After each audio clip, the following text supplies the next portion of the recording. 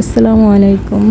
আজকের এই কাঁঠালটা আমার জন্য অনেক বেশি স্পেশাল কাঁঠাল, কারণ আমার মরহুমা দাদির হাতের লাগানো গাছের কাঁঠাল। এটা ভাবিনি যে এরকম একদম আমার মনের মতো হবে, কারণ আমার আম্মু আর চাচি মনে হয় আম্মুরে বলছিল যে গাছের কাঁঠাল তো অত বেশি ভালো না, কিন্তু এটা যে আমার একদম ফেভারিট কাঁঠাল হবে এটা হয়তো জানা ছিল না। কারণ আমি সবসময় একটু চাওলা কাঁঠাল খাইতে পছন্দ করি, আর আমার হাজব্যান্ড একটু গালা কাঁঠাল খাইতে পছন্দ করে। আমার হাজব্যান্ডের একটা কাঁঠাল হইলেই হলো, সে সব কাঁঠালই খাইতে পারে মাশাল্লাহ।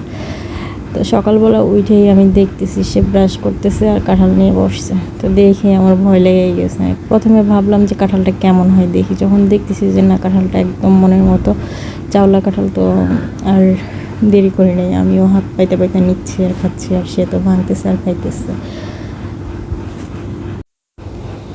আর গতকালকেও একটা এরকম সাইজের একটা কাঁঠাল আমার হাজব্যান্ড মাসাল্লাহ একাই খাইছে, ওটাতে আমার এত বেশি ইন্টারেস্ট ছিল না। আর এটা যেহেতু আমার দাদির হাতের গাছের লাগানো, ও সরি, গাছের লাগানো না, লাগানো গাছের কাঁঠাল, তো ওই জন্য একটু বেশি কিউরিসিটি ছিল আমার যে কেমন হয় টেস্ট দেখি একটু। একদম মাসাল্লাহ অনেক সুন্দর, একদম চাওলা কাঁঠাল যেটা বলে না, ওইটা একদম খাইতে আমার যেটা ভালো লাগে ওইরকম আর কি। তো এদিকে আমি আবার আমার ছেলেকে ঘুম থেকে জাগায় ফেলতেছিলাম, বলছিলাম কাঁঠাল শেষ হয়ে যাবে, নীরব কাঁঠাল শেষ হয়ে যাবে। কারণ কাঁঠালটা ও এই গাছ থেকে পায়রা নিয়ে আসছে, ও আর আমার চাচাতো ভাই গাছে উঠছে, আর ও নিচ থেকে মানে ডিরেকশন দিয়েছে যে মামা এটা এটা। আর এই কাঁঠাল নিয়ে ওদেরও একটা স্মৃতি আছে। যখন আমার ছেলে ছোট ছিল, আমার চাচাতো ভাইও ছোট ছিল, তখন আমি একবার দাদিদের বাড়িতে গেছি। তো নীরব বের হয়েছে, তো নীরব বের হয়ে তাসিনকে বলতেছে মামা তুমি কাঁঠাল গাছে ওঠো, ওই মুসিটা পারো। মানে মুসি বলতে ছোটো সাইজের কাঁঠাল যখন ছাড়ে না তখনকার অবস্থাতে।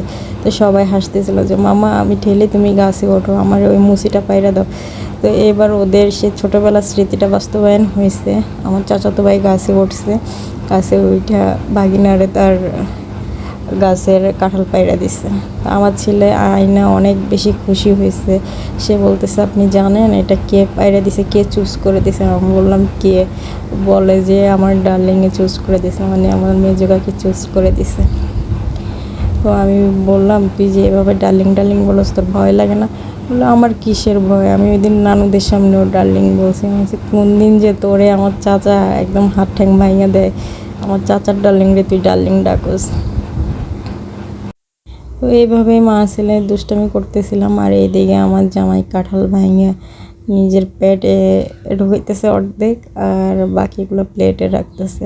ছেলেরে বললাম যে একটা প্লেট নিয়ে আর রাখার মতো একটা জায়গা, ছেলে একটা প্লেট নিয়ে আসছে তো ঠিক আছে, কিন্তু কোনা থেকে ভাঙা চেয়ারটা এনে সামনে দিছে।